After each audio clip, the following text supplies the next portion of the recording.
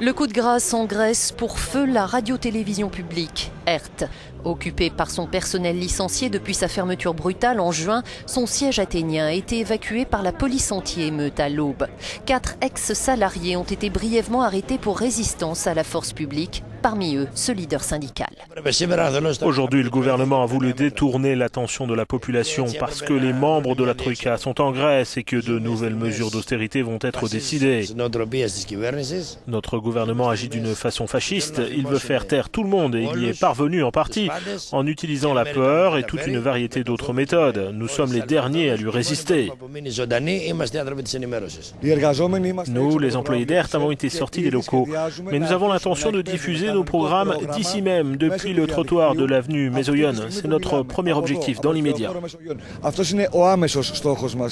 Dès l'annonce de l'intervention policière, une foule s'est formée devant les locaux d'ERT aux côtés des anciens salariés.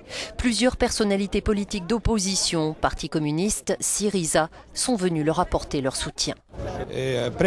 Il faut une réaction, c'est notre message. Tous les travailleurs doivent réagir, et pas seulement à ce qui s'est passé aujourd'hui, mais à tout ce qui va mal dans le pays.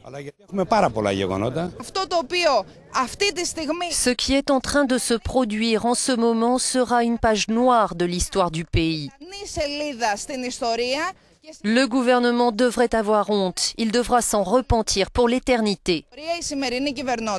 Nerit, la nouvelle radio-télévision publique low cost, commencera à émettre en mars. Le 11 juin, ERT a officiellement cessé de diffuser. Près de 5 mois plus tard, les forces de police tiennent le bâtiment. Les employés d'ERT disent qu'ils n'abandonneront pas le combat et cherchent de nouvelles façons de continuer à diffuser.